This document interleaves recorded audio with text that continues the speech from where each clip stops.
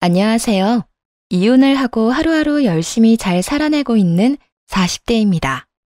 이토록 늘 열심히 살려고 노력하는 건 다 이유가 있는데요. 그건 바로 나태함의 끝이었던 남편과 시댁 것들을 보고 깨달은 것이 너무나도 많았기 때문이네요.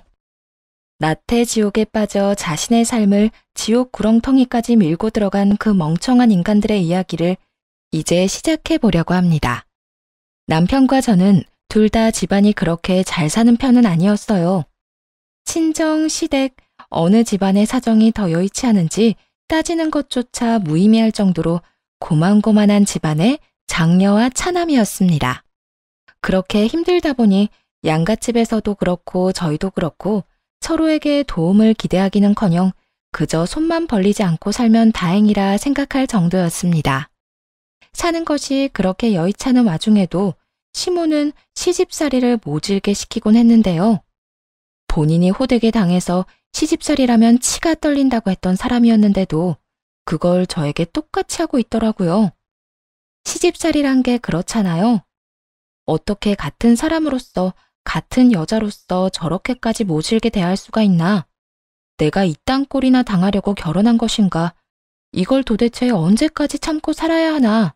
등등의 생각이 절로 날 만큼 사람을 몰아붙이는 것이요. 시모의 시집살이도 마찬가지였어요. 그중 단연코 가장 이해가 되지 않았던 레파토리는 바로 임신이었네요.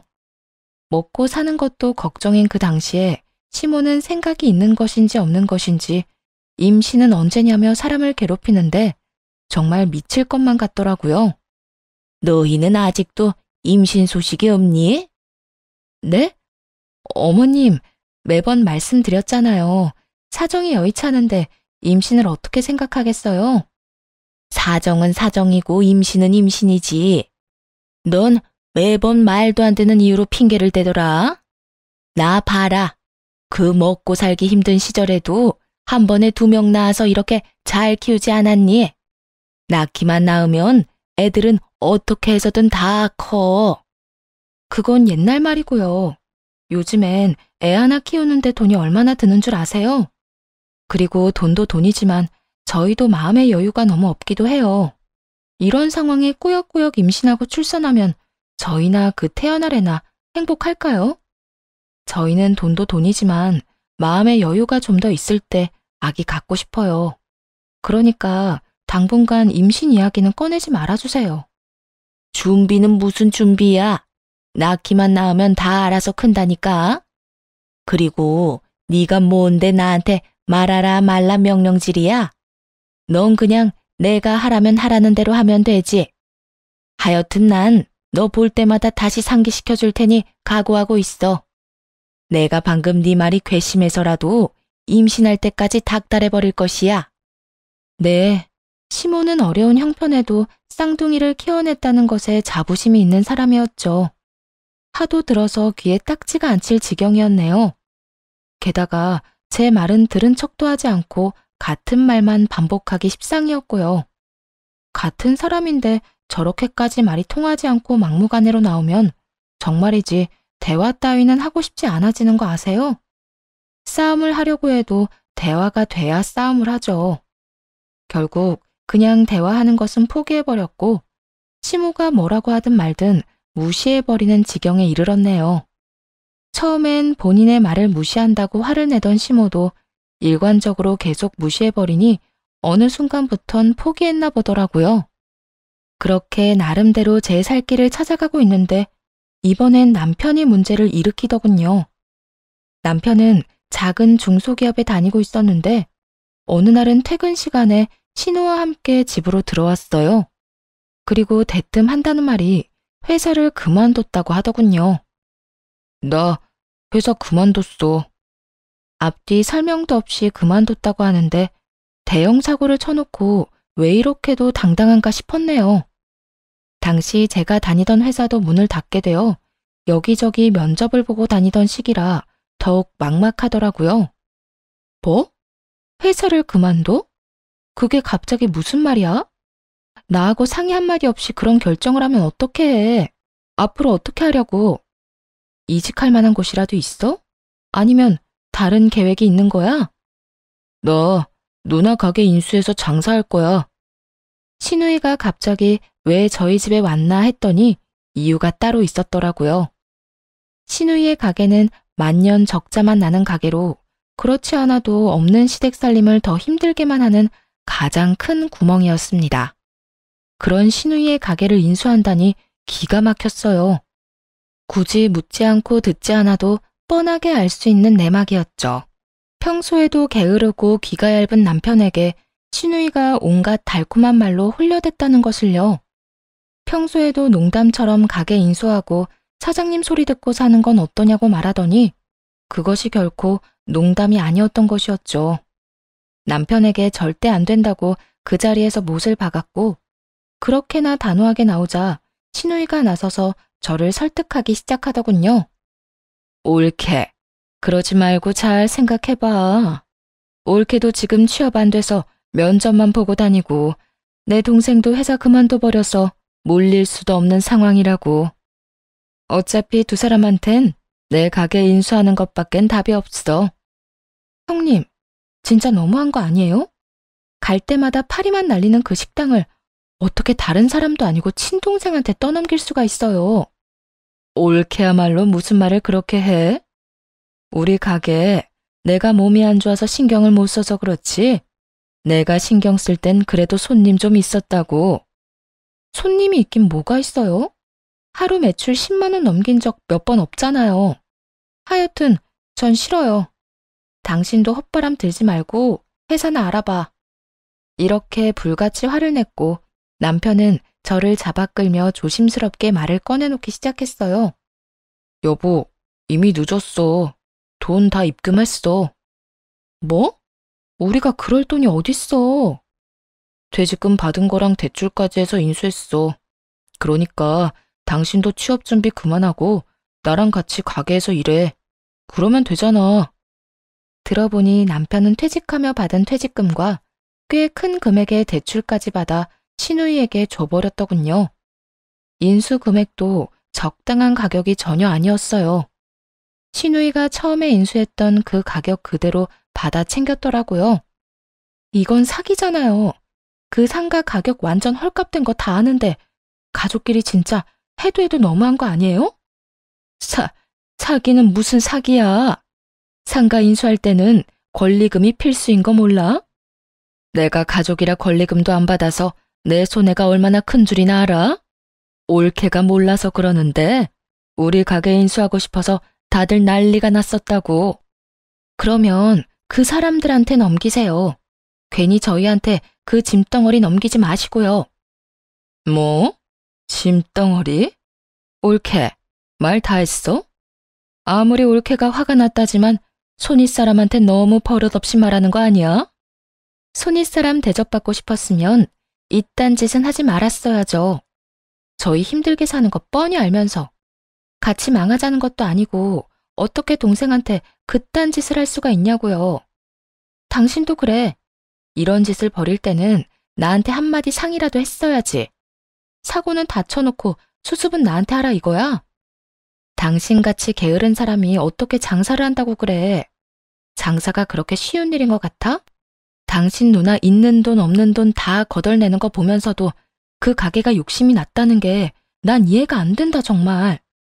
화는 다시 남편에게 옮겨갔고 신우이의 말에 고개만 끄덕이고 있던 남편은 어떻게 해서든 저를 설득하려 애쓰더군요. 여보, 나 진짜 열심히 할 수 있어. 회사 다닐 때야 내 회사가 아니니까 아무 일도 하기 싫고 다 귀찮았던 것도 사실이야. 그런데 가게는 내 가게잖아. 가게 망하면 나도 망하는 건데 내가 설마 회사 다닐 때처럼 게으르게 굴겠어?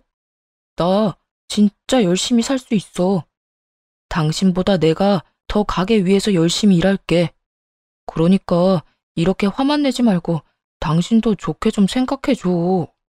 이미 돈도 다 넣었다니까. 당신이 뭐라고 하든 이젠 못 물러. 다른 건 몰라도 이건 남편의 말이 맞는 상황이었어요. 이미 돈은 다 줘버렸고 다시 되팔자고 하니 손해가 너무 심한 상황. 어떻게 해서든 가게를 잘 꾸려나갈 수밖에 없는 상황이었죠. 아, 일단 형님 가세요. 한동안 형님 안 보고 싶으니까 찾아오지도 말고 연락도 하지 마세요. 뭐? 지금 연이라도 끊고 살자 이거야?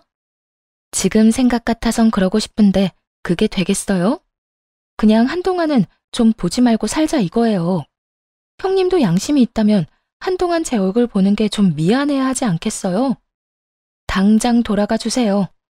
뻔뻔한 시누이의 등을 떠밀어 집에서 내쫓았고 남편에게 다신 이딴 짓을 벌이지 않겠다는 각서를 받아낸 후 마음을 다잡게 되었습니다. 이왕 이렇게 된 거 제 뼈를 깎아내서라도 잘해보기로요. 그렇게 다짐하고 또 했는데 막상 가게를 가보니 상상 이상으로 더 참혹하더라고요. 그래도 사람들이 먹는 음식을 만들었던 가게인데 너무나도 엉망진창이었거든요. 사람을 따로 쓸 형편은 되지도 않았고 보름을 밤낮 없이 청소만 했습니다. 그리고 또 보름을 벽지도 새로 바르고 테이블도 새로 바꾸고 스스로 할 수 있는 건 다해 가게를 새롭게 단장했죠. 기존의 갈비집이었던 가게는 백반집이 되었고 저렴하지만 푸짐한 먹거리로 무장한 가게로 새롭게 태어났죠. 처음엔 기사분들이 많이 찾아주셨고 감사한 발길이 이어지자 동네 분들도 한 분, 두 분 오시더라고요. 초심을 잃지 말자는 다짐을 지키고자 매일같이 각종 시장을 오가며 질 좋은 식단을 위해 노력했고 무엇보다 청결함을 유지하기 위해 노력하고 또 노력했어요. 그러다 보니 식당은 금세 자리를 잡았고 어느새 대기 인원까지 보유한 가게가 되었죠. 이렇게 전 가게를 위해 밤낮 없이 일하는데 열심히 하겠다며 약속을 했던 남편은 3개월도 되지 않아 또 게으름을 피우기 시작하더군요. 어느 순간부턴 시장도 저 혼자 다니기 시작했고 제일 바쁜 점심시간에도 남편은 화장실을 간다고 나가 아예 돌아오지 않곤 했어요. 어느 날은 전화 한 통하고 오겠다는 사람이 하도 오지 않아 가게를 친정엄마에게 맡기고 집으로 가봤더니 집에서 게임을 하고 있더라고요. 여보, 지금 뭐해? 전화 받으러 간다더니 당신은 통화를 컴퓨터로 해? 여보, 그게 아니라 같이 게임하는 사람들이 있는데 중요한 퀘스트라 빨리 접속하라고 해서 말이야. 이것만 같이 하고 나가려고 했어. 당신 진짜 제정신이야? 먹고 사는 문제가 달린 가게는 내팽개치고 지금 게임을 하고 싶어? 열심히 한다며? 게으름 피우지 않겠다며? 어떻게 당신은 변하지가 않아? 이런 핀잔을 듣고서야 남편은 하던 게임을 끄고 반성하는 척을 하기 시작하더라고요. 눈도 마주치지 않고 고개를 숙이곤 그저 제 말을 듣고만 있더군요. 계속 이런 식으로 할 거야? 이게 뭐야? 당신 찾는다고 가게는 엄마한테 맡겨놓고 나왔어. 이게 무슨 시간 낭비냔 말이야. 한참 쓴소리를 듣고 있던 남편은 무언가 결심한 듯 말을 꺼내더라고요. 여보, 내가 생각을 많이 해봤는데 아무래도 장사는 나하고 안 맞는 것 같아. 사람 대하는 것도 너무 불편하고 그렇다고 요리를 잘해서 주방 일을 할 수 있는 것도 아니고 설거지를 하자니 너무 힘들어서 못하겠어. 그래서 말인데 나 다시 취업 자리 알아보려고. 이제 와서 생각해보니까 회사 생활이 나한테 제일 잘 맞는 것 같아. 솔직히 한심했네요. 회사 생활을 할 땐 남의 비위 맞추는 게 힘들어서 못하겠다고 하더니 사장님이 되고 나니 모든 일이 힘들어서 못하겠다 발 빼는 모습이 말이에요. 원래도 책임감도 없고 게으른 걸 알았지만 이 정도로 상태가 심각하단 걸 알게 된 순간이기도 했습니다. 그나마 다행인 것은 집에서 마냥 놀겠다고 하지 않는 것 정도였어요. 언제가 될진 모르겠지만 취업에 대한 의지가 그 순간이나마 있다는 게 굳이 꼽으라면 다행이었죠. 그러면 취업 자리나 빨리 알아봐. 알아보면서 마냥 놀지만 말고 가게도 나와서 잠깐이라도 일도 돕고 말이야. 우리 엄마도 힘든데 언제까지 엄마 손 빌릴 수도 없는 노릇이고 당신이 취업이라도 해야 우리도 직원이라도 뽑지. 알겠어. 내가 빨리 취업하도록 해볼게. 남편은 또 대답 하나는 기가 막히게 잘했고 혼자 전전긍긍하며 집안과 가게를 꾸려나가기 시작했습니다. 그렇게 시간은 속절없이 흐르는 와중에 남편은 취업이 되지 않고 있었어요. 처음엔 여기저기 이력서를 내고 면접을 보러 다니던 남편도 어느 순간부턴 포기를 했는지 면접 본다는 이야기도 하지 않더라고요. 그렇다고 해서 가게에 나와서 일을 돕는 것도 아니었고, 낮엔 잠만 자는 것인지 밤만 되면 시끄럽게 굴어 하루가 멀다고 다툼이 일어나곤 했어요. 안 자? 지금 시간이 몇 시인데 라면을 끓여 먹어. 배고파서 그러지. 이것만 먹고 잘 거니까 먼저 자. 이렇게 시끄럽게 구는데 내가 어떻게 잠을 자? 그러게, 내가 아까 밥 먹으라고 했잖아. 그땐 먹지도 않더니 이게 뭐야? 그렇지 않아도 피곤해 죽겠는데. 그만 좀 해라. 내가 진수성찬을 차려 먹는 것도 아니고 고작 라면 하나도 내 마음대로 못 끓여 먹냐? 누가 먹지 말래? 이 꼭두 새벽에 시끄럽게 먹지 말고 저녁 먹을 때 먹든지 낮에 먹든지 하란 말이야. 그리고 당신 요새 뭐 하길래 이렇게 밤에 잠도 안 자고 시끄럽게 굴어? 보니까 해 뜨면 자는 것 같던데 그렇게 해서 취업은 언제 하겠다는 거야? 내가 하고 싶다고 쉽게 취업이 되는 줄 알아? 나도 취업하고 싶은데 마음처럼 잘 안 되는 걸 어쩌란 거야. 취업이 안 되면 가게라도 나와야 할 거 아니야. 낮에는 자고 밤에는 사람 잠도 못 자게 시끄럽게 굴고. 이럴 거면 취업하지 말고 다시 가게 나와. 나와서 뭐라도 하라고. 그만 좀 해, 제발. 안 먹을게. 안 먹고 밤에 조용히 할 테니까 잔소리 좀 그만해. 나도 숨 막혀. 나도 답답하다고. 그러니까 사람 좀 그만 잡아. 남편은 도리어 큰 소리를 치며 라면 냄비를 싱크대에 던져버리더니 자리를 피해버리더군요. 하고 싶은 말이야 밤을 새워도 모자랄 지경이었지만 더는 따질 힘도 남아있지 않았어요. 생활을 위해 조금이라도 자고 일을 해야 했으니까요.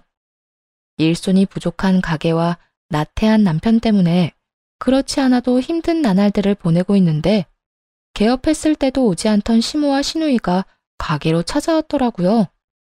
파리만 날리던 전과는 달리 손님으로 꽉 찬 가게 안을 둘러보는 두 사람에게서 군침 흘리는 소리가 제가 일하던 주방까지도 다 들려오더라고요. 그런 두 사람을 신경도 쓰지 않고 손님 맞이에 정신이 없었고 바쁜 시간이 지나가고 두 사람을 찾으니 언제 돌아간 것인지 보이지 않더라고요. 늦은 밤 가게를 정리하고 집으로 돌아가니 시모와 시누이 그리고 남편 놈까지 둘러앉아 작당 모의를 하고 있더군요. 네, 여러분이 지금 생각하시는 그것 맞습니다. 가게를 내놓으라고 하더군요. 올케, 오늘 보니까 그 식당 올케가 감당하긴 버거워 보이던데 다시 나한테 넘겨라. 그래, 너 보니까 너무 힘들어 보이더라. 그러지 말고 네 시누이한테 다시 가게 넘기거라. 어차피 그 가게 네 시누이 가게였지 않니? 당신 계속 힘들다고 했잖아. 엄마랑 누나가 지금 가게 넘기면 권리금 1,000만 원도 챙겨준대. 완전 이득이잖아. 이참에 당신도 가게 넘겨버려. 인간들이 어떻게 이렇게까지 양심이 없을 수가 있는지 어이가 없어 욕도 나오지 않았어요.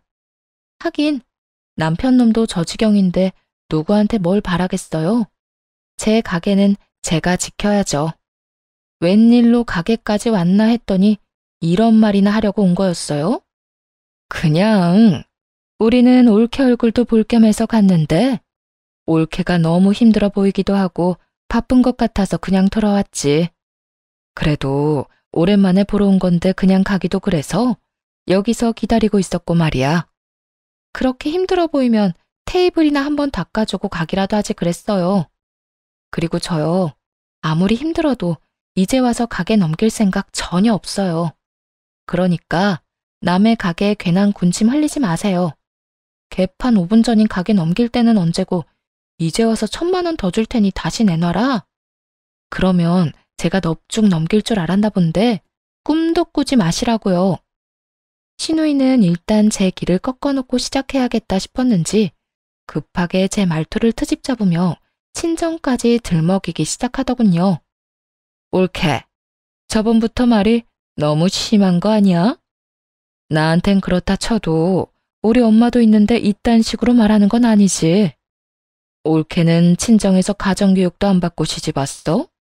아니면 올케네 친정에선 어른한테 그딴 식으로 말해 라고 가르쳤어?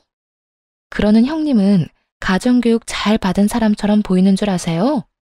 형님은 지금 가정교육은커녕 의무교육도 받지 못한 사람처럼 굴고 있다는 거나 아세요? 신우이는 이 말에 얼굴을 붉히며 물러났고 이번엔 시모가 언성을 높이며 화를 내더군요. 너 지금 나 들으라고 하는 말이니? 이게 요즘 별말 안 했더니 시댁 무서운 줄 모르고 날뛰는구나. 나 때는 시댁에서 하라고 하면 군소리 하지 않고 다 했어. 그러니까 너도 우리 집 가풍에 따라서 내가 하라는 대로 하면 되는 거야. 돈 1,000만 원 더 얹어준다고 할 때 그 가게 내놓거라. 가풍이요? 남들이 들으면 재벌집 며느리라도 되는 줄 알겠네요. 그리고 어머님 때에는 어떻게 했는지 모르겠지만 전 이제 그렇게 살 생각 없어요.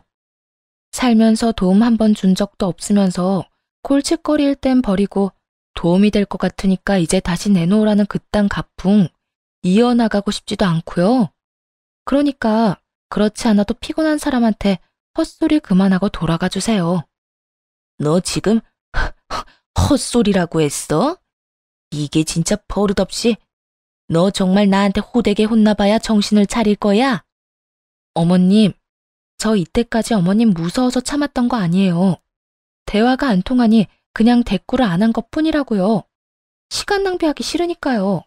그런데 어머님이 계속 이런 식으로 저 괴롭히잖아요? 그러면 저도 가만히 있지 않을 거예요.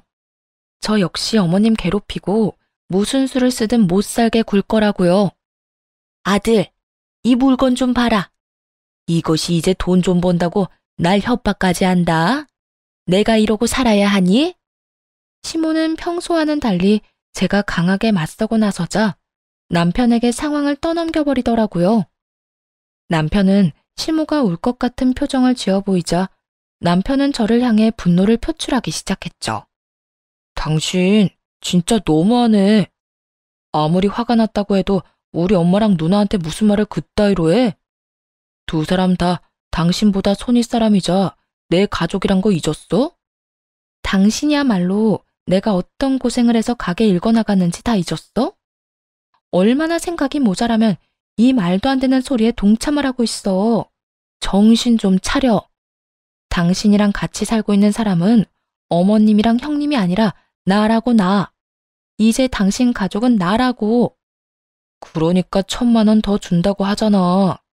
그 1,000만 원 받아내고 당신은 다른 곳에 다시 차리면 되는데 왜 일을 이렇게 시끄럽게 만들어? 그냥 돈 더 준다고 할 때 조용히 물러나. 그래, 우리가 1,000만 원 더 준다니까. 옳게, 그러지 말고 마음 좀 돌려 먹어라, 응? 다 옳게 생각해서 이러는 거야. 가게 그거 내가 해봐서 아는데 보통 일이 아니라고. 오래 하면 몸에 골병만 드는 거야. 그러니까 돈 더 준다고 할 때 그냥 넘겨. 대화를 나누면 나눌수록 머리가 아파지는 것이 더는 꼴도 보기 싫더라고요. 아무런 대꾸도 하지 않고 시모와 시누이를 차례로 집에서 내쫓아 버렸어요. 그러자 남편은 언성까지 높이며 화를 내더군요. 진짜 뭐 하는 짓이야? 당신이 뭔데 우리 집에서 우리 엄마랑 누나를 내쫓아? 당신 집만 돼? 내 집도 돼. 그리고 이 집 월세 지금 내가 내거든? 월세 한 푼 안 내는 당신은 그 입 좀 다물지 그래. 뭐라고?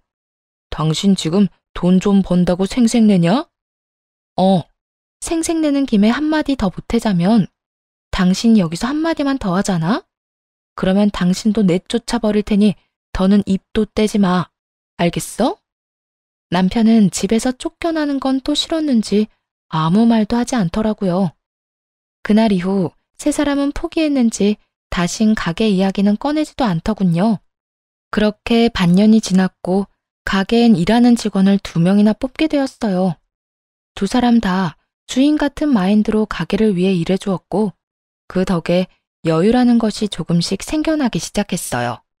그러고 나니 이때껏 보이지 않던 남편의 행동이 보이더라고요.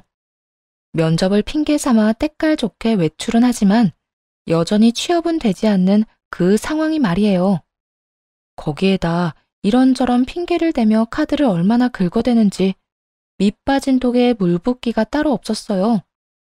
당신 뭐 하고 다니길래 카드값이 이렇게나 많이 나와? 나 몰래 딴 살림이라도 차렸어? 딴 살림은 무슨? 이 사람이 큰일 날 소리를 하고 있어. 친구들 만나서 밥도 사주고 술도 사주면서 취업자리 부탁하고 다니다 보니까 그렇지. 아무리 백수라도 부탁하는 입장에 얻어먹을 수는 없잖아. 조만간 좋은 소식 들려줄 테니까 당신은 잔소리 좀 하지 말고 기다려. 진짜지? 이번엔 헛돈만 쓰고 다닌 거 아닌 거지? 그래. 조금만 좀 기다려봐. 그렇게 도대체 뭘 하고 다니나 의심만 가득하던 어느 날, 우연히 남편의 휴대전화에서 카드 이용 내역을 보게 되었어요. 그런데 호텔을 다닌 내역이 떡하니 있더라고요. 한 번이 아니었어요.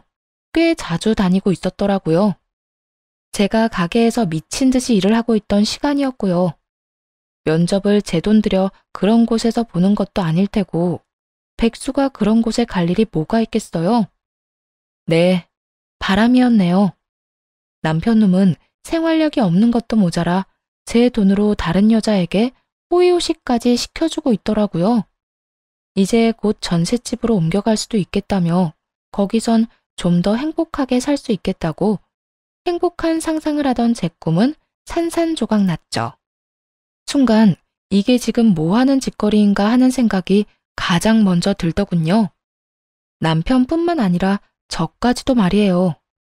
이딴 인간도 남편이라고 안 버리고 꾸역꾸역 데리고 살아줬더니 결국 이런 꼴까지 보게 되었다고 생각하니 저한테도 화가 나더라고요. 이혼은 물론이었고 복수를 해야만 했습니다.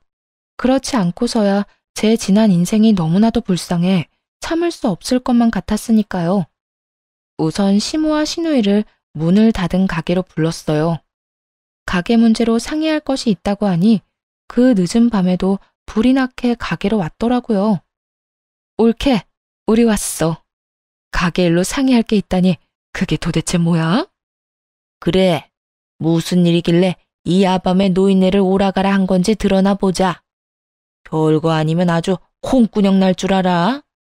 시모의 날선 말들에 그나마 눈치가 빠른 시누이는 다급하게 시모에게 눈치를 주더라고요. 괜히 기분 상하게 해서 될 일에 재빠뜨리지 말란 뜻이었죠. 시모도 그런 시누이의 신호를 알아차렸는지 입을 꾹 닫은 채 저를 보기 시작했어요. 그런 두 사람을 보며 최대한 아쉽다는 말투로 이렇게 말했어요. 가게요. 형님한테 넘길게요. 직원까지 구해서 어떻게 해서든 꾸려나가 보려고 했는데 아무래도 무리라서요. 몸도 힘들기도 하고 마음도 좀 지친 상태예요. 이 말을 들은 시모와 시누이는 한박 웃음을 지어 보이더라고요. 특히 시누이가 얼마나 기뻐하는지 금방이라도 자리에서 일어나 방방 뛸 태세였죠. 정말? 그래 옳게. 생각 잘했어. 내가 말했잖아. 장사 이게 은근히 힘들다니까. 오래 하면 몸 축나는 건 물론이고 말이야. 그러게, 그때 나한테 넘겼으면 좀 좋았어. 그럼 몸고생, 마음고생도 덜했지. 그런데 조건이 있어요. 1,000만 원 아니고 3,000만 원 주세요. 여기 오픈하고 이때까지 하루도 빠지지 않고 작성한 매출 내역이에요. 보면 알겠지만 저희 매출 꾸준히 상승 중이고 3,000만 원이 지금은 커 보이겠지만 계산해보면 전혀 그렇지도 않다는 거 금방 알 수 있을 거예요. 1,000만 원이 아니라 3,000만 원을 요구하자 시모와 시누이는 쉽게 대답하지 못하고 서로 눈치만 살피더라고요. 이대로 두면 일을 그르치겠다 싶어서 두 사람을 다그쳤네요. 싫으세요? 싫으시면 그냥 안 하셔도 돼요. 어차피 정 가게 넘길 생각이고 굳이 형님이 아니라도 이 가게 탐내는 사람들은 많거든요. 사실 5,000만 원까지 준다는 사람도 있었는데 형님 생각해서 싫다고 했었어요. 그러니까 부담되는 금액이면 그냥 안 넘겨받으셔도 돼요. 그렇게 되면 전 오히려 더 좋긴 하거든요. 더 큰 금액이 제 입에서 나오자 시누이보다 시모가 더 안달이나 손을 붙잡고 난리를 부리더군요. 아, 아니야. 우리가 하마. 그 3천만 원 우리가 줄 테니까 그냥 우리한테 넘기거라. 다른 사람한테 넘기면 절대로 안 된다. 돈 2천만 원으로 가족끼리 얼굴 붉힐 일 만들지 말라니 말이야. 그래, 옳게. 우리가 할게. 그러니까 조금만 기다려줘. 사실 돈이 없어서 대출 좀 알아봐야 하거든. 알겠어요. 그런데 될 수 있으면 빨리 좀 마련해서 주세요. 저도 지금 많이 지쳐서 하루라도 빨리 정리하고 싶거든요. 마지막까지 그렇게 혼신의 연기력을 선보였고 두 사람은 빨리 돈을 구해오겠다며 마지막까지 신신당부하고 가게를 나가더군요. 그리고 며칠 뒤 두 사람은 돈을 마련해왔고 그렇게 가게를 시누이에게 무사히 넘기게 되었죠. 3천만 원의 이득을 챙기고서 말이에요. 돈은 챙겼고 이젠 남편의 차례였어요. 제가 집에서 버티고 있자 외출도 마음대로 하지 못하고 눈치만 살피던 남편놈을 불러다 앞에 앉혔어요. 왜? 뭐? 할 말 있어? 당신 바람 피우고 있더라? 뭐? 당신 꿈 꿨어? 내가 바람은 무슨 바람이야? 남편은 되지도 않는 연기를 하며 딱 잡아댔지만 이미 남편의 휴대전화에서 찾은 증거들이 가득한 상태였어요. 이거 보고도 아니란 말이 나와? 이건 사진이고 이건 두 사람이 나눈 대화. 이래도 아니야? 남편은 증거들을 살펴보는가 싶더니 이내 다 체념했단 목소리로 이렇게 말하더군요. 그래, 나 바람났어. 차라리 잘 됐어. 그렇지 않아도 당신 속이고 다니는 것도 힘들었는데 이혼하자. 어차피 우리 서로한테 남은 감정도 없잖아. 그런데 당신 가게도 넘겼다면서 나랑 이혼하고 어떻게 살려고 그래? 혼자 잘 살 수나 있겠어? 뭐, 만약에 당신이 나 바람 피우고 다니는 거 눈 감아준다고 하면 당신이랑 좀 더 살아줄 의향도 있으니까 원하면 말해. 내 살 길은 내가 알아서 찾을 테니까 당신이나 똑바로 잘 살아. 이혼도 빨리 해주고 말이야. 일단 이 집에서 먼저 좀 나갈래? 난 누구와 달리 비위가 약해서 역겨운 사람이랑은 한순간도 같이 있질 못해서 말이야. 그래, 나가줄게. 나가주는데 후회하지 마라. 응, 절대 후회 안 할 테니까 조용하고 빨리 나가. 그 후 이혼은 비교적 빠르고 순조롭게 진행되었습니다. 상간녀 소송도 물론 잘 끝이 났어요. 양쪽에서 위자료를 다 받아냈고 그 덕에 전 남편은 빚쟁이가 돼버렸죠. 그렇게 이혼하고 난 후 전 시댁에 팔아넘긴 가게 바로 건너편에 똑같은 가게를 냈죠. 전 남편과 상간녀는 살림이라도 합쳤는지 전 시누이를 도와 가게 일을 돕고 있더군요. 처음엔 당연하게 전 시댁 가게에 손님이 더 많았어요. 하지만 그것도 잠시였죠. 식재료와 청결을 가장 중요하게 여기던 저와는 달리 재료비를 아끼느라 식재료는 형편없는 것들만 골라 쓰는 것도 모자라 위생 상태 역시 신경조차 쓰지 않는지 전 시누이의 가게에는 손님이 눈에 띄게 줄어들기 시작하더라고요. 그런 그쪽과는 달리 제 가게엔 점점 더 손님들이 늘어났고 제 단골 손님이셨던 분들까지 다시 저희 가게로 찾아오며 빠르게 상황은 역전되었습니다. 상황이 그렇게 되자 시모와 시누이, 전 남편과 상간녀까지 제 가게를 염탐하기 위해 찾아왔고 그곳에서 다시 만나게 되었죠. 저를 본 전 시누이는 화를 내며 난동을 피우기 시작하더군요. 이게 무슨 상도덕도 없는 짓거리야? 돈 받아 가게 팔아넘기고 이혼까지 했으면 저 멀리 가서 쥐 죽은 듯이 살기나 하지. 여기가 어디라고 여기에다 가게를 차려서 내 가게를 망하게 해? 난 그냥 그쪽 동생이 시킨 대로 한 것뿐이야. 기억 안 나? 그쪽 동생이 나한테 돈이나 더 얹어받고 다른 곳에서 가게 다시 차리라고 했던 거. 돈 더 받으라고 해서 더 받았고 다른 곳에 가게 차리라고 해서 차렸는데 무슨 문제 있어? 내 동생이 여기에다 가게 차리라고 한 적은 없었잖아. 내가 그런 것까지 전 남편 말을 들어야 해? 어디에 가게를 어떻게 차리든 내 마음이고 내 뜻이야. 그러니까 이렇게 찾아와서 난동 피우지 말고 얼른 다 데리고 꺼져. 신우이가 말로는 저를 당해내지 못하자 이번에는 전 남편이 나서 따지기 시작하더군요. 그래봤자 상대가 되진 않았지만요. 당신 진짜 이건 아니지. 당신 때문에 우리 가게에 파리 날리는 거 안 보여? 그 가게에 파리가 날리는 건 청소를 엉망진창으로 해서 그런 거야. 제발 청소 좀 해라.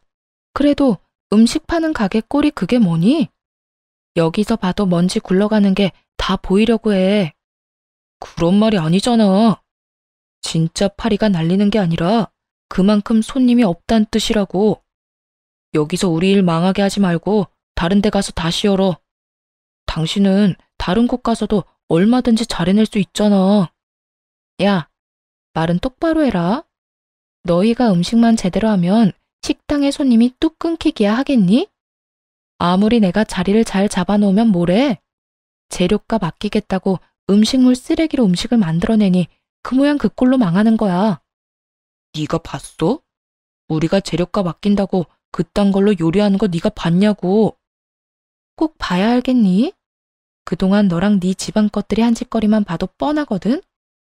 그러니까 여기 와서 추저분하게 염탐질이나 하지 말고 시장이나 가서 재료 연구나 좀 해. 그래, 너 잘났다. 당신은 꼭 이런 식이야. 뭐든 다 아는 척 사람 아래 두고 깔보는 거 말이야. 내가 왜 당신 버린 줄 알아? 당신이 이 모양 이 꼴이니까 버리고 딴 여자랑 사는 거라고. 너는 네가 날 버렸다고 생각하니? 감히? 넌 누굴 버릴 능력 자체가 안 되는 놈이야. 네 몸 하나도 감당 못하는데 누굴 버릴 주제나 되겠니? 이게 진짜 곱게 말로 했더니 남자 무서운 줄 모르네. 내가 세상 다른 사람들은 다 무서워도 너는 겁 안 나. 나 지금 경찰에 신고하려고 하는데 가게 말아먹은 것도 모자라 인생도 말아먹고 싶으면 계속 있어. 알겠지? 경찰 이야기를 듣고서야 전 시댁 것들과 상간녀는 뒷걸음질을 치며 돌아가더군요. 다른 사람도 다른 사람이었지만 그때 상간녀의 표정을 잊지 못하고 있어요. 절망스러움과 함께 보이는 무언가 잘못돼도 한참 잘못되었다는 그 표정 말이에요. 시모의 시누이 시댁살이도 장난이 아닐 텐데 잘 나가는 줄 알고 결혼한 남편까지 그 모양 그 꼴이니 아차 싶었겠죠. 하여튼 얼마 지나지 않아 도저히 안 되겠다 싶었는지 업종을 바꿔버리더군요. 한번 망해먹은 고깃집으로 말이에요. 하지만 그것도 오래 가진 않더군요. 불과 일주일도 되지 않아 점심시간조차 손님 한 테이블 없는 망해가는 가게가 되었으니까요. 사람이 먹는 음식을 팔겠다는 사람이 가장 중요한 것도 지키지 않으면서 무슨 장사를 하겠다는 건지 이해는 되지 않았지만 더는 제가 상관할 문제가 아니었죠. 그저 그 상황이 통쾌할 뿐이었어요. 제가 알기론 전 시누이는 가게 판 돈도 꽤 까먹은 뒤였고 권리금의 인수금액을 마련한다고 유일한 재산이었던 전 시댁까지 처분한 걸로 들었어요. 가게가 저 모양 저 꼴이니 모든 게 다 계획했던 대로 흘러가고 있었죠.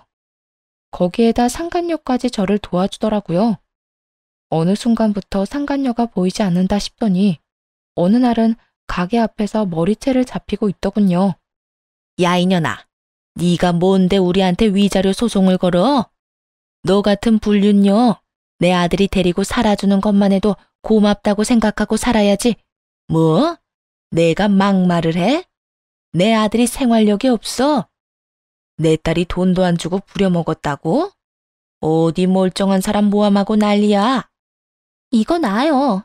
이거 놓으라고요. 내가 틀린 말 했어요? 어머님 지금 행동만 해도 위자료 받고 남을 행동해. 저 인간은 생활력이라고는 쥐뿔도 없어서 비좁아 터진 시댁에 얹혀 살고, 형님은 날이면 날마다 사람 부려먹으면서 돈 한 번 준 적 없잖아요. 내가 이러려고 불륜녀 소리 듣고 위자료까지 날려가면서 이 결혼을 한 줄 알아요? 그러게, 누가 가정 있는 남자 만나라고 했어? 네가 좋아서 내 아들 만났잖아. 위자료? 그 위자료는 내가 니년한테 받고 싶은 심정이야.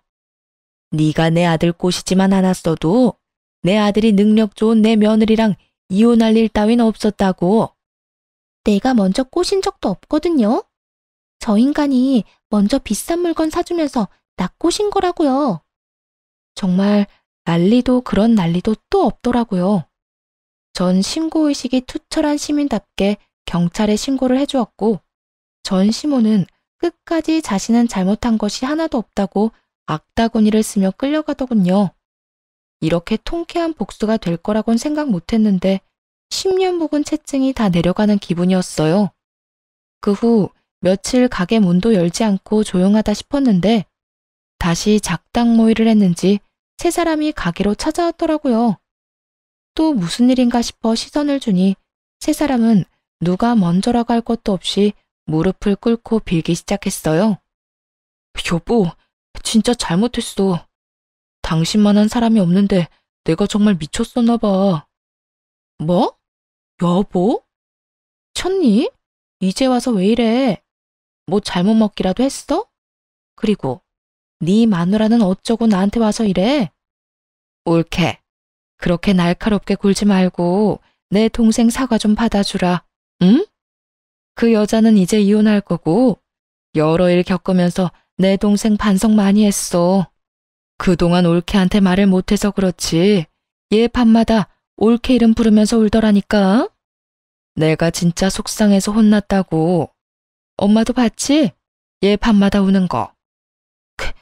그럼 밤마다 네 이름 부르면서 우는데 나까지 눈물이 다 나서 혼났다. 그러니까 아가, 화는 이 정도로만 내고 이만 용서해 주거라.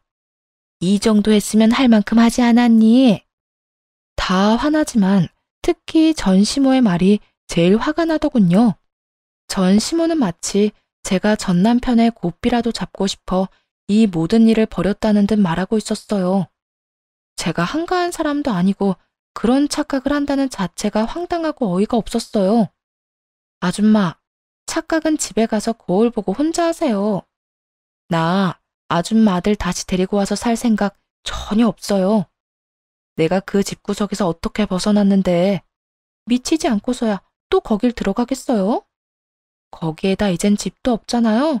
아우, 난 싫어요. 그러니까 나한테 빌붙을 생각하지 말고 본인 삶은 본인들이 책임 좀 지고 삽시다. 빈대도 이 정도로 염치 없는 짓은 안 한다고요.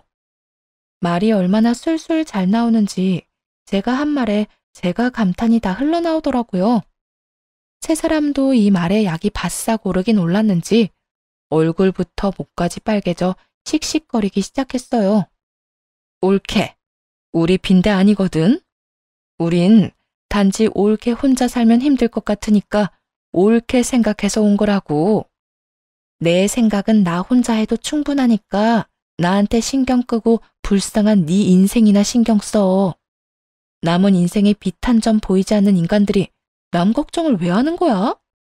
너 진짜 말 다 했어? 내가 너 가만 안 둘 거야. 전 시누이는 저에게 달려오며 손을 뻗었고 전 가뿐하게 그 더러운 몸을 피해버렸죠. 그 덕에 전 시누이는 심하게 고꾸라졌고 남의 가게 안에서 아프다며 시끄럽게 울기 시작했어요. 전 시모는 울고불고 난동을 피우는 딸을 달래느라 바빴고 전 남편은 저를 쏘아보기 시작하더군요. 당신 진짜 해도 해도 너무한다. 당신이랑 싸우겠다고 찾아온 것도 아니고 화해하자고 사과하려고 온 사람한테 이렇게까지 해야 해? 좋은 게 좋은 거라고 적당히 좀 하고 받아주면 다들 좋은 일이잖아. 따져보자면 네가 가해자고 내가 피해자인데 피해자인 내가 용서해주는 것도 가해자 말에 따라줘야 해? 난 네가 용서가 안 되는데 왜 네 마음대로 하라 말아야? 용서를 할지 안 할지는 내가 정해, 네가 아니라. 내가 죽을 죄라도 지었어? 그런 것도 아니잖아. 난 그저 잠깐 한눈 좀 판 것뿐이라고. 그런 사소한 잘못 좀 했다고 당신이 이렇게까지 나오는 거 나 이해 안 돼. 난 이제 와서 이러는 너희가 더 이해가 안 돼. 우리가 이혼한 지가 언젠데 찾아와서 용서를 구하는 거야? 내가 진짜 마지막으로 말할 테니까 잘 들어. 우리는 이혼했고 당신이랑 당신 가족들이 물구나무를 서고 빌어도 용서할 생각 없어. 그러니까 제발 좀 나한테 찾아오지 말고 너희끼리 잘 살아. 괜히 잘 살고 있는 사람 좀 괴롭히지 말고 말이야. 그래, 얼마만큼 잘 먹고 잘 사나 두고 보자.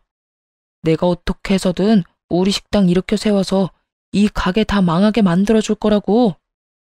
마음대로 다 하고 제발 좀 가. 당신이랑 당신 식구 때문에 장사도 못하고 있는 거 안 보여? 고함을 지르며 세 사람을 쫓아내려고 했고 전 신우에 이어 전 시모까지 그 자리에 주저앉아 대성통곡을 하기 시작하더군요. 장사를 방해하려고 하는 고의적인 마음이 눈에 훤히 보이더라고요. 아이고, 아이고. 아무리 이혼을 했다고 해도 이러는 법은 없다. 내 아들이 죽을 죄를 지은 것도 아니고 사과하러 온 사람들을 이런 식으로 대접하는 건 아니지. 그쪽들은 어떻게 생각할지 몰라도 저한테는 외도가 아주 큰 죄예요. 제가 이 사람이랑 결혼하고 어떻게 살아왔는데 어떻게 그런 저를 배신하고 그딴 짓을 해요? 그래놓고 이제 와서 뭐? 다시 잘 살아보라고요? 다들 양심이 있어요, 없어요? 아, 이쯤 하면 사람 충분히 괴롭혔으니 나가세요. 당장 나가라고. 난 못 간다. 절대 못 나가.